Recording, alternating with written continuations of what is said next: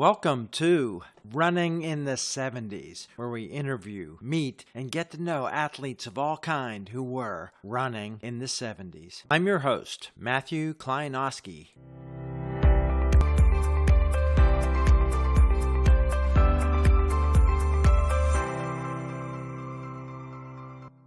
Today on the podcast, we're back in Western Pennsylvania with someone who started running in the 70s, but has been involved in the sport in so many ways, as an official, as a coach, and as the owner and provider of timing services for races. So welcome today on the podcast, Dave Mapes. Hi, Dave.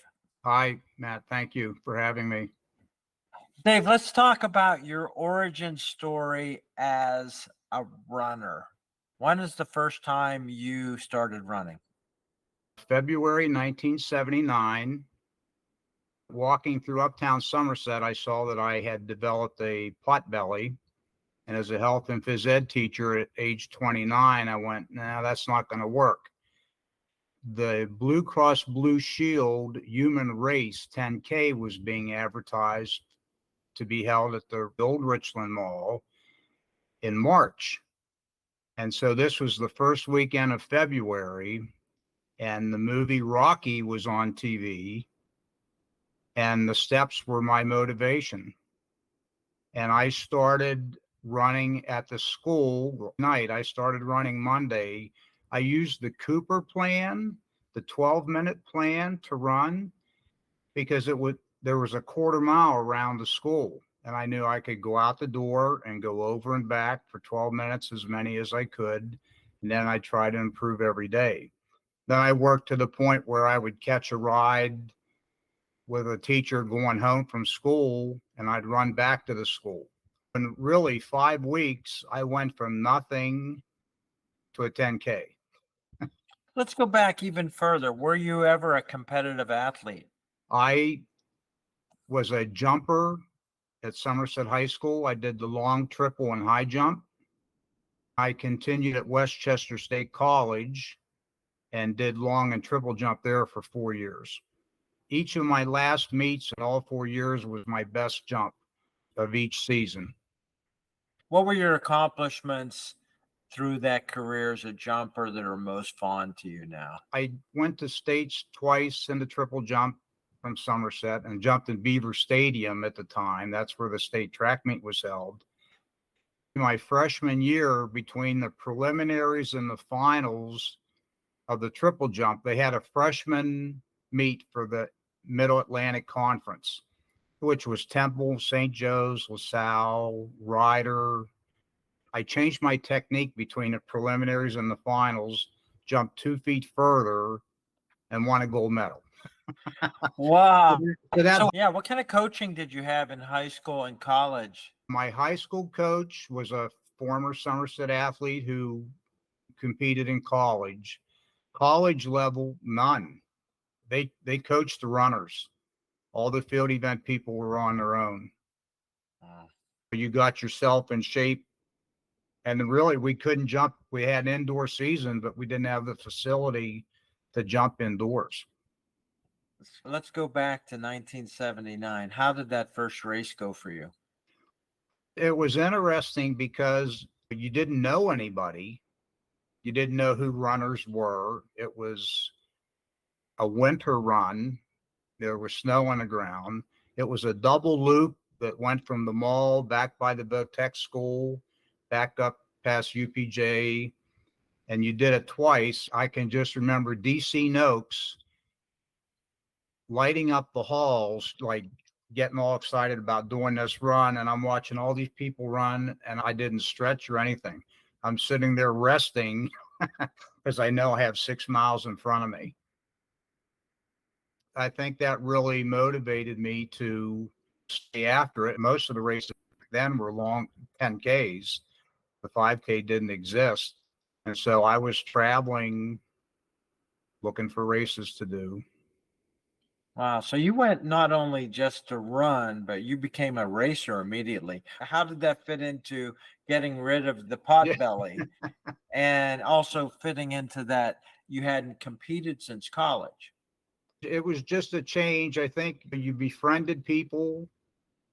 I ran a 40:09 10K, and I was really considered a heavyweight runner because my legs are most of my body weight from jumping.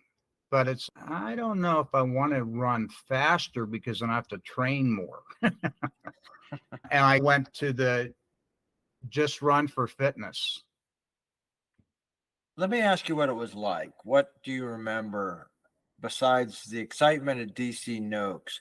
What was the size of the field, timing, awards, entry Well, costs? What was it like at the end of the 70s there for you? the field seemed to always be the same people. I never won an award, not an age group award or anything. It was just the personal satisfaction of trying to be consistent time wise. As far as timing, it was handheld. And that's really how I got started. I didn't have a printer stopwatch at the time, and it was just a tick sheet and writing numbers down and writing times down as fast as you could. The fields, because of the distance, I don't think they were overly large, but it was the same faces. What happened then? So, 1979, February, you ran your first race and you started immediately searching out races Right. regionally. How far afield did you go for racing? I went into Pittsburgh. I can remember driving to Plum to do a race in there because there weren't that many local races. The race at Forest Hills up in Stedman at the high school. Every time I go up 219, I look at that long hill to the left and remember running from the school out to 219 and then coming up the hill to the dam. What about paying for it? You remember run fees? Yeah, $10 or $15. When did that change? I will get into all your other activities. Do you remember about when it changed when awards came? The first time you saw electronic timing? Probably in the 80s. When I started my first race at Shanksville was in the 80s in a March event. I figured out how to time there. And What motivated you to get involved in the sport, though? just to do it, I like to organize things, and it raised money for a specific event at Shanksville. The entry fee had to cover insurance, awards, refreshments, because you didn't think about asking people for donations for refreshments, and didn't know much about sponsorship. I really, all through my career, I really struggled to get sponsorship for things. So you usually had to try and cover all your costs through the entry fee. What was the theme or benefit of that first race that you set up? It benefited the sophomore class at the school. And then as that progressed, they became the manpower for the event. And we changed. I was always trying to come up with a gimmick to get people to come. I can remember reading in Runner's World about an apple pie race out in the Midwest where they, baked hot apple pies, and those were the age group awards. Then with the sophomore class, you'd ask each class member to donate 2 apple pies. When it was awards time, it was like kids in a candy store, which is the biggest or the best looking apple pie.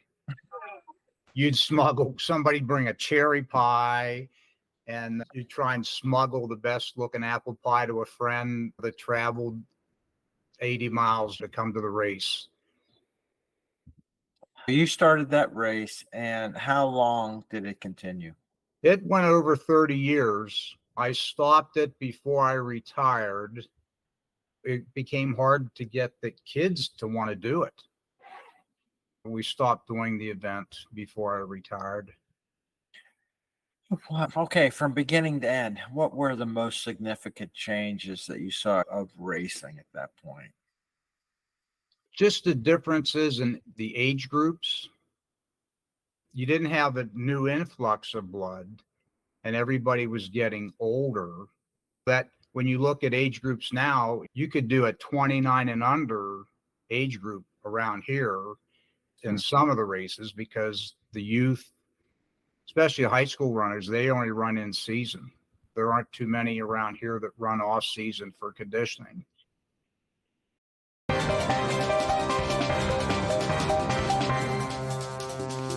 Let's talk about your other involvements from coaching, timing, and officiating. How did you get into those? Officiating started because I had competed in high school and college.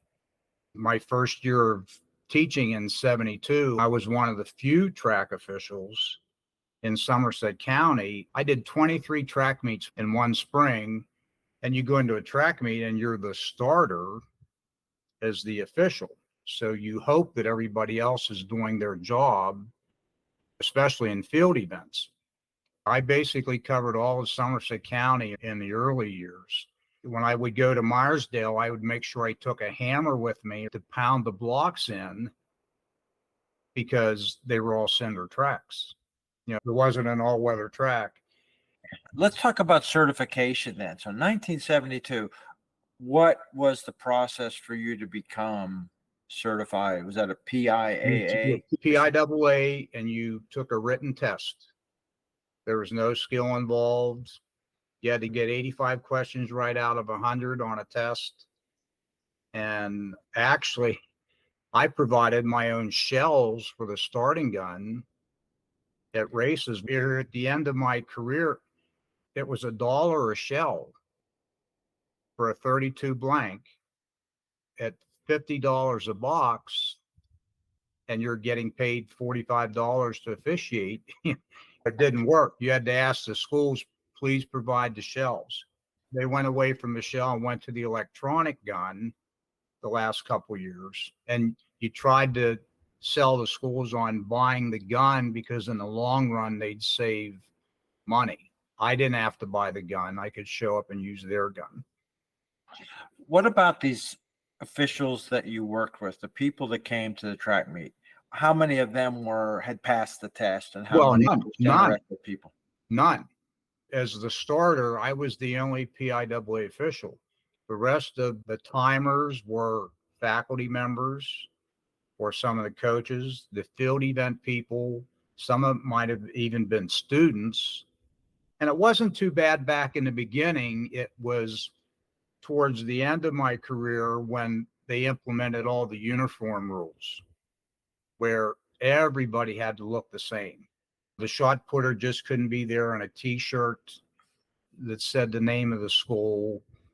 As the starter, you were the clerk, of course, too, you would catch the jewelry on the track. But in the field events, sometimes they had a necklace on or a bracelet, and then you had to deal with the aftermath of somebody pointing it out, and now you've got to try and straighten out the problem. Any memories of kind of crazy stories that you had to deal with? Oh, I can still remember Everett High School at Wimber, and Wimber's track was new at the time, and it was up on top of the hill. The first time I went to a track meet there, I went, there can't be a facility here because you're driving away from the school and driving to the top of an old strip mine. And I had a girl with a multicolored bra undergarment. And at the time, the rule said single solid color. You had to do a disqualification. And I can remember the Everett coach saying, I will never come back. And I said, I didn't write the rule, but I have to enforce the rule. How far afield did you get officiating besides local meets? I did a couple college meets at Frostburg because there just weren't a lot of collegiate level officials. So my chapter actually helped out there towards the end of my career. But I pretty much stayed in Somerset County. I did do Central Cambria, Westmont, Richland, places that you could get to when you get out of school at 3 o'clock and you had to be somewhere at 4. I would travel there because we had less than 10 officials at the end of my retirement. After I left, a bunch of others retired too. There wasn't new blood. The PIAA still now makes a call when they're doing their championships. They're going to become, I didn't do it for the money. It was always extra cash, but I just love to be around the sport. I officiated. I used to attend the PIAA state meet. I went as an athlete, and then after I graduated, I'd go. And I had a couple friends who were working there. I think they were officials, so I managed to get that. I set hurdles for the state final. I never took a test.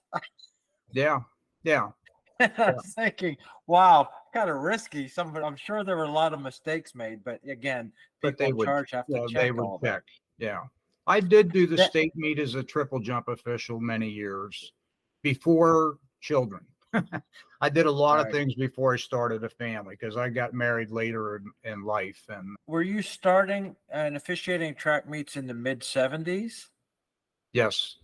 Did you do any Richland meets? Probably not back that far. I went to Richland. I competed against Somerset at bigger meets, some of our conference meets and championship meets. So we may have been at the same place at the same time. Yeah, that's possible. I recognize your name, but not the face. That's the thing with timing all these people. They can remember Dave at the finish line, and then I'm putting tags on boards, and then unless I catch the number, I don't know the people.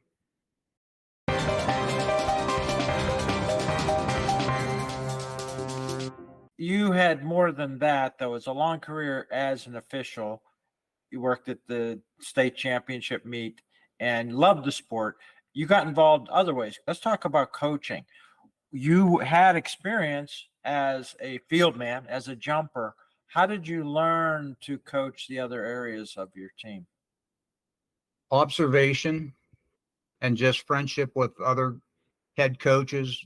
Through officiating, you got to see what head coaches did, how they had rapport with their kids.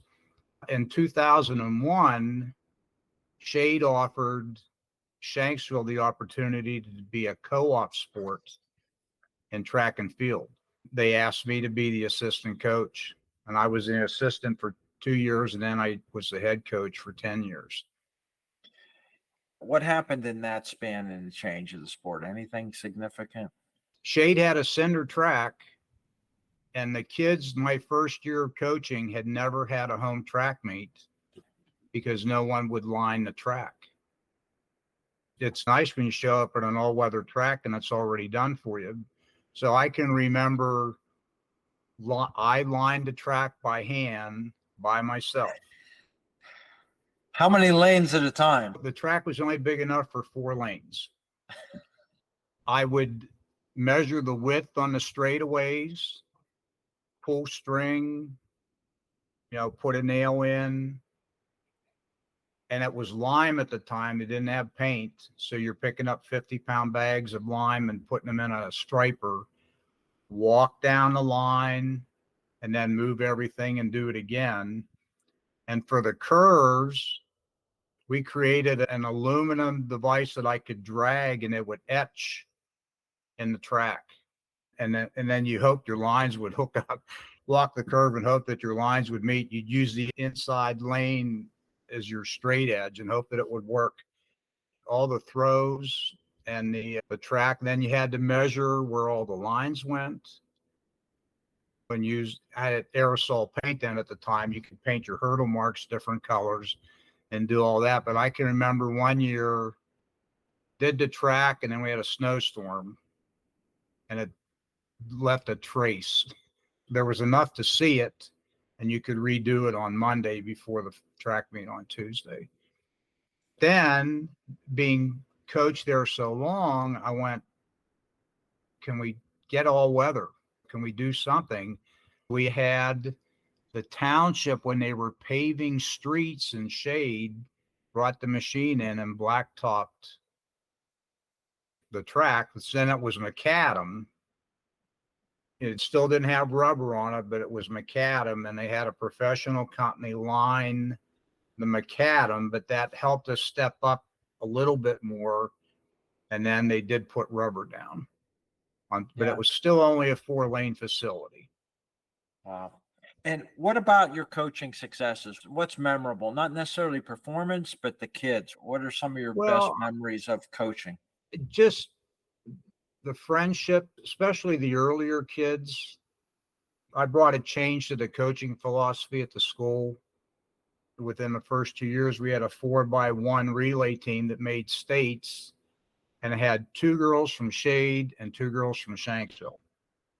And that we talk about a co-op, you couldn't do anything better than that. The numbers grew now. The numbers are really small now, but I got to coach my daughters.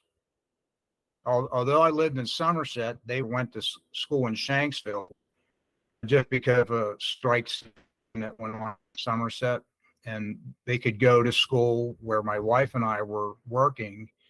Both girls excelled in track and field. The timing, what was the span of the race timing when did you start? Right. And what was it like? How did you learn that? And what changed over time in that technology? I think I just learned by doing it. It was strictly clipboard. I developed my own system, and I still use that system now with pool. It's funny when you're reaching for a pool tag and people want to shake your hand. I'm like, I just want the tag. Still, it's a manual system. I've done 1,000 people manually by pulling the tag and numbering the tags and putting a time on the tag and posting them on a board. My Lawan boards are still original from back in the 80s. They're showing a lot of splinters now and everything, but that's part masking tape turned out so they stick on the sticky side. Index cards. Sometimes I'll type them up for a bigger race so it looks a little more formal what the age groups are. But just the local races started to start, like the Maple Festival, and Confluence has a Pumpkin Fest. And just from friendships, my ability to go to other towns and do races grew. I had brothers that helped me. I would depend upon help because it grew from a couple to my max. I think I was between 70 and 80 races in a year. Wow. When you think about how many weekends there are, that's Saturday and Sunday. We did 5 races in 2 days one year because we could do AM. This Saturday, I have an AM race and a PM race. Just by word of mouth, it grew. And I was going into Pittsburgh, doing races. I did a race in Ohio, done races in Morgantown, but I'm budget friendly. My friend John Swagger from the Indiana Roadrunners group, I do their races up there, 4 races in their series. So just by word of mouth. You said you're budget friendly and a bit lower tech than some of the alternative ways of doing this. For Yeah. sure. So do you have intermediate timing at all, or just finish line? Just finish line. So the runners will wear their own watches and get their own splits, and you provide the official time at the end. Yes. Yeah. Okay. Yep. What's the process of that? Since you don't have to go out and set up generators and intermediate and hand out chips and go retrieve equipment, what's your setup and breakdown time for a race? I can set up in 15 minutes by myself. I would always be at a race site an hour before. And now it's maybe 30 to 45 minutes because I know I can set a shoot up with my eyes closed if I had to. People that know me will see me doing it, and sometimes they'll offer to help. But Just a basic chute. Used to set the clock up overhead. Now it's either on a 8 or a 6 foot ladder or a little portable stand to the side. But I collect the tags, number them by place, put a time on, and then they go on a strip of tape on a board by age group. My thing is, you can see if you're not in the top 3 and you've had your refreshments, you can leave the site, or you can have to stay for awards. Are you getting runners at these races who are using the electronic and technology races and Yeah, they do. shoe chips and things like that? So when they come here, how familiar are they with the idea that they're going to get a pull tag off their number, where other races? They're okay. Now, if you get a new person, very new, some people don't wear their tag because they didn't know they had to, or they take the tearaway off thinking you didn't need it because they assume it's a chip race. So what happens when they get? Well, you put a blank tag in, and then you hope they come and identify themselves. Because if they wore the front, if they did wear the number, we can write the number on the tag. And then if they want to come and see how they did in their age group, and they say, I'm not here, I'm going to say, was this you? Was that your race number? And then we go from there.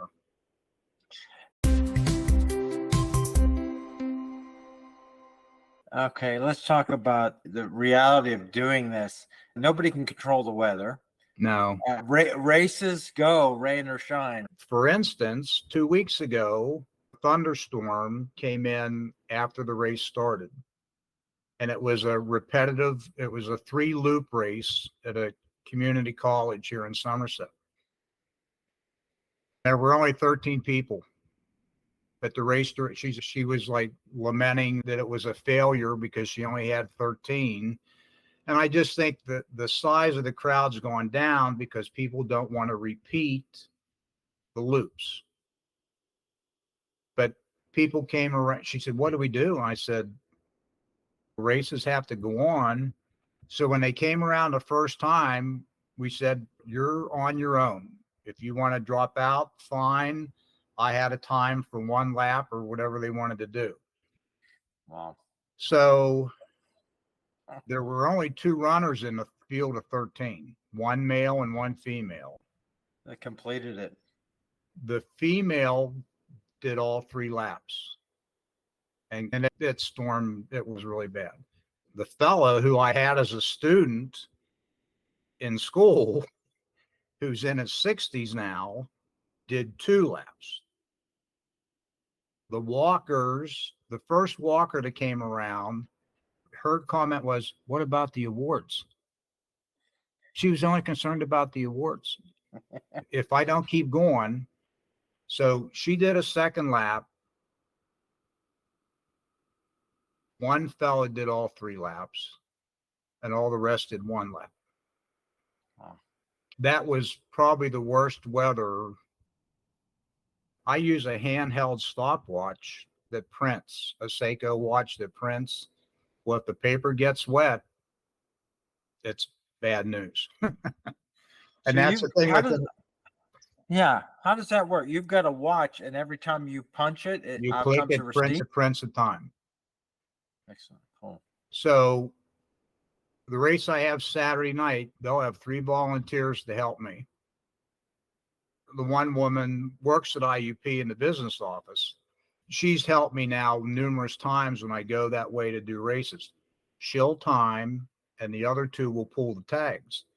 So all I have to do is take a spindle with some tags, and I can go and number them, put the time on, put them on the board.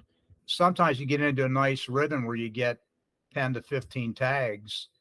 And then when you get back, you have that many more again.